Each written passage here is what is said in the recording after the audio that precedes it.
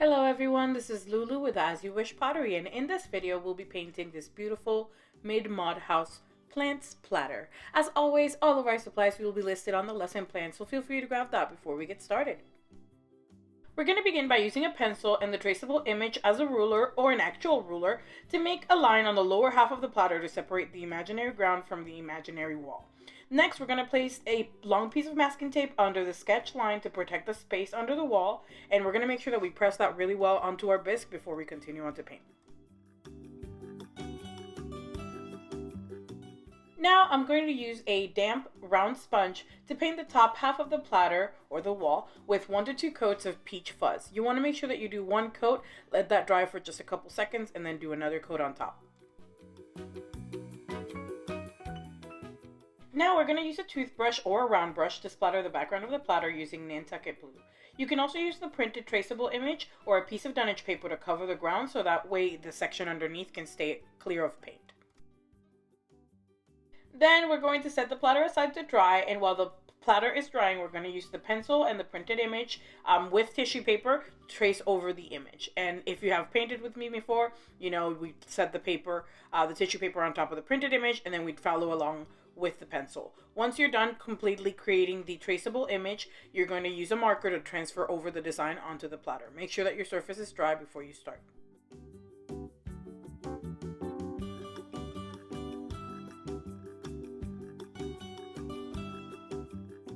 So going forward, we're going to use a detail brush, a small brush, or a medium brush to paint each of the elements, and it all depends on the size that we have to work on.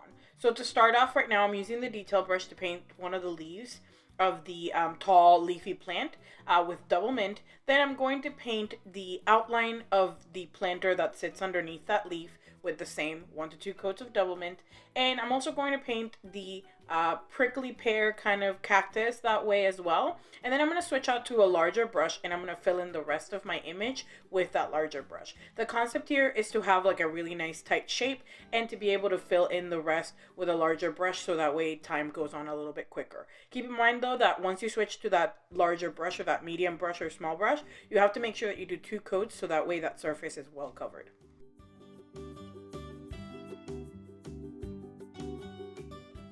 Alrighty, so next we're going to use the detail brush and 1 to 2 coats of water yolk to paint the last flower pot on the right.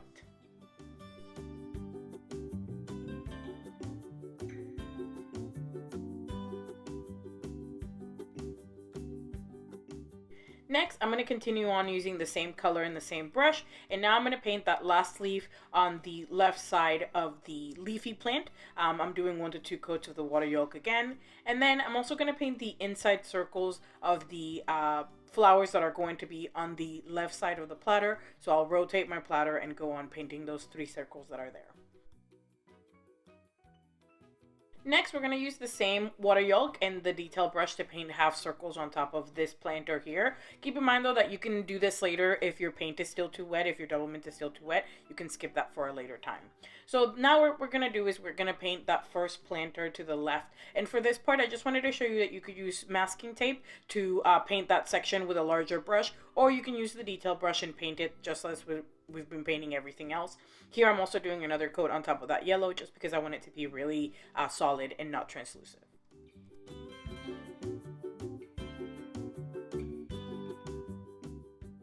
Now we're going to rinse off our detail brush, and with it we're going to paint the top right leaf on the tall plant. We're also going to outline the 4th planter and the larger circles on the first plant to the left with 2 coats of peachy keen. Keep in mind though that you can start off with the detail brush to create all your shapes and then switch out to a medium or a small round brush. Just make sure that you do 2 coats to ensure that everything's solid and nice if you use the larger brush.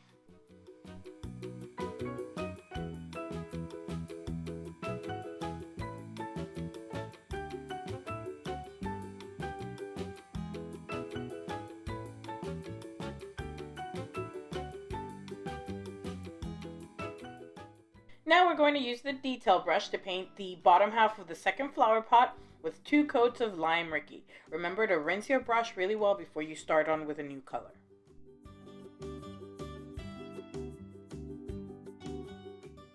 Okay, so this next part is totally optional, but we're going to be using green acre. So green acre tends to be a really dark color, so I like to try to like make it a little brighter by mixing in a little bit of that lime Ricky. So this part is totally up to you, but if you want it to be a little bit of a softer green or a little bit more of a bright and colorful green than just a super dark green, I would highly suggest that you mix a little bit of your paint up.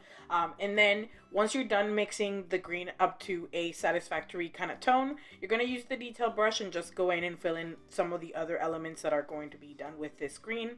On the lesson plan, I list every single one of them out, but you can follow here and see what I'm doing and see just as I'm painting everything and just as I'm going. Remember that this color is really bright or really dark, so you don't have to worry about coats as much.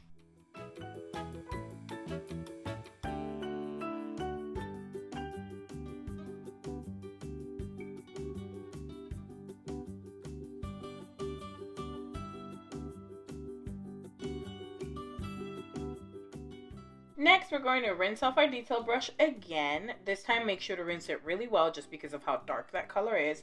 And with it, with the detail brush, we're going to paint the smallest plant. So it's the second plant on there. We're going to paint the bottom half of that fourth or fifth planter.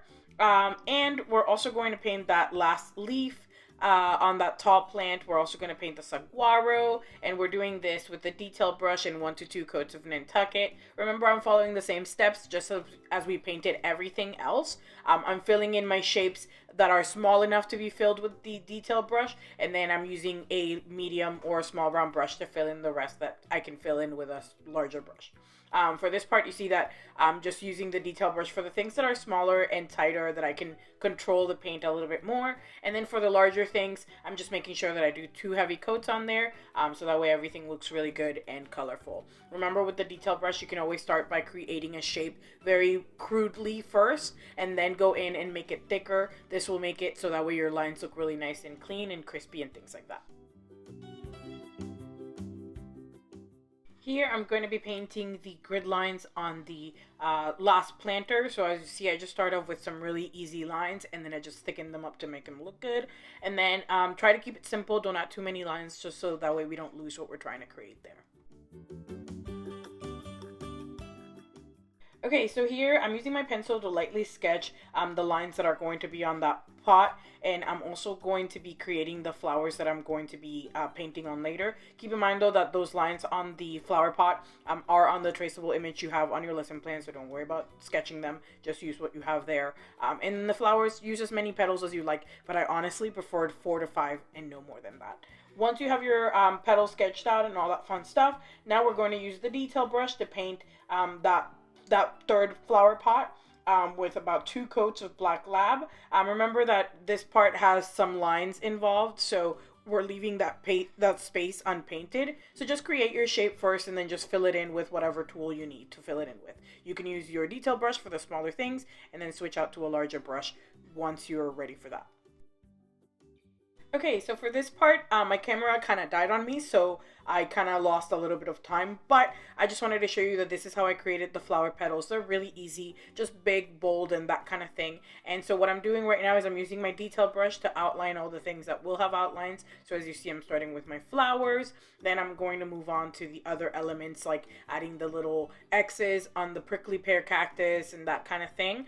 Feel free to just follow along as you see here, or make it your own. You can add your own little elements and things like that. Just remember that when you're using the detail brush, you want to make sure that your paint is not too heavy loaded or your brush is not too heavy loaded, so that way no paint runs down or splatters or is uncontrollably kind of spreading on the surface. Okay, you want to make sure that you are loaded with enough paint to make your line, and then you go back in if you need to thicken things up.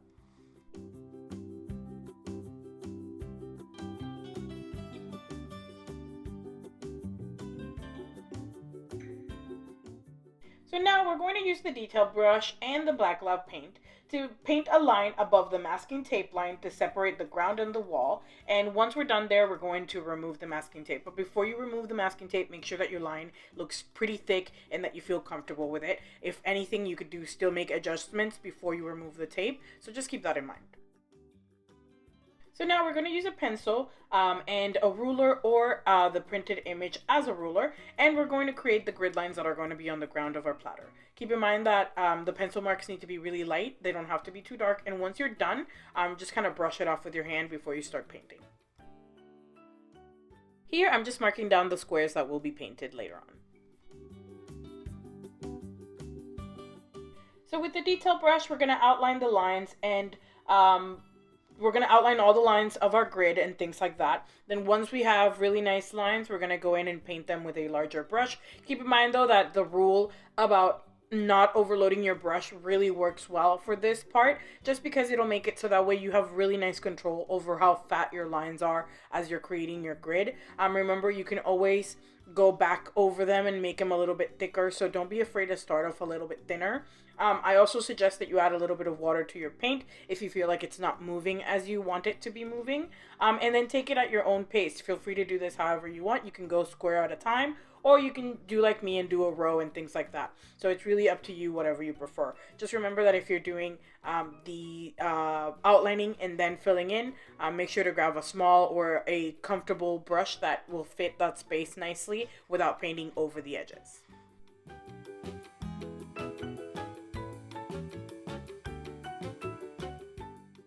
So for this part, I just wanted to remind you that since we're using Black Lab, 1 to 2 coats is enough.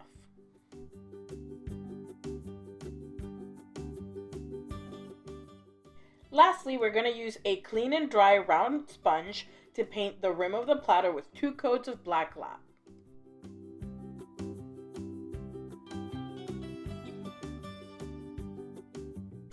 Alrighty, so here's a little close-up of the platter that we painted in this video, and I'm also going to show you the fired version.